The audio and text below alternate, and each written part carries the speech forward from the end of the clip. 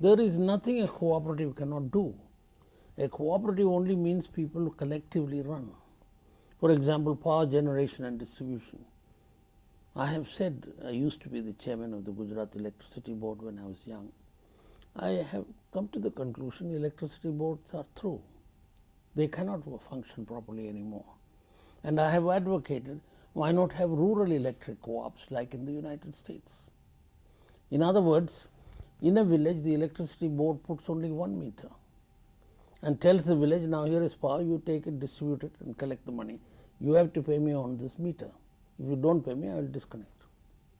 And if a number of villages agree to this, form a union of them and hand over the substation to them and shift the meter of the electricity board to the high tension side of the substation. Gradually, electricity boards must withdraw from distribution and come to only generation. You see, then you will see if you steal as a farmer power, the other fellow is paying for it and he won't let you steal.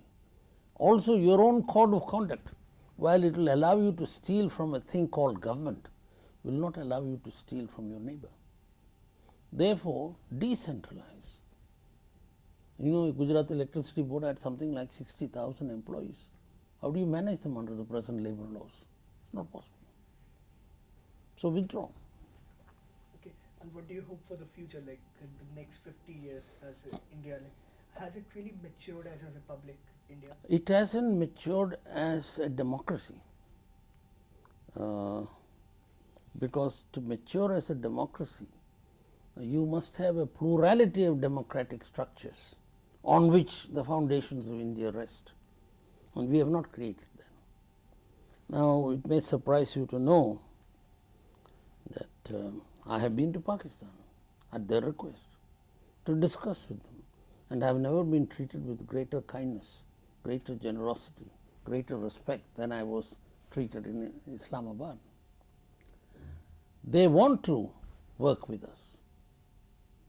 They want that we should help them, and they in turn would help us too. Now, just imagine I am sending milk from Anand to Calcutta, 2,000 kilometers.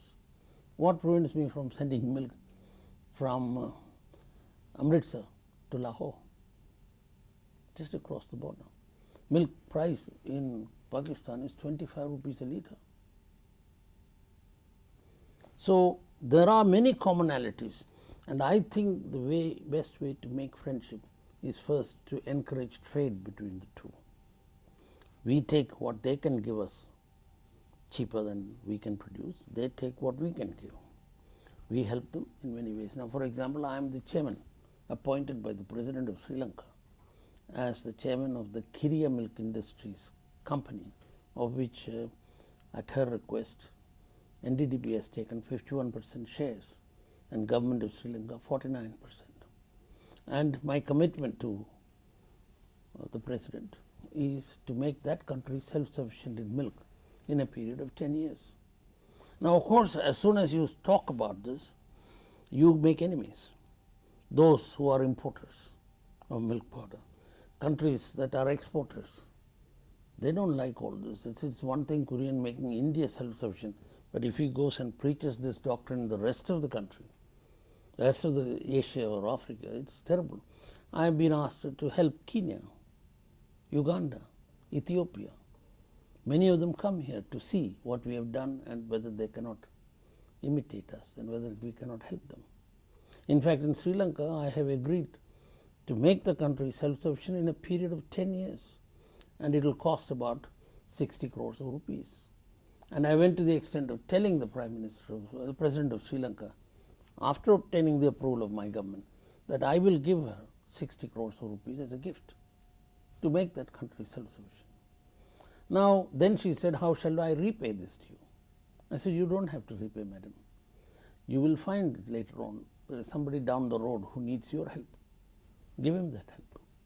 That's the way to repay me. If we can spread this philosophy, all our neighbors will become our friends instead of looking upon us as the big brother.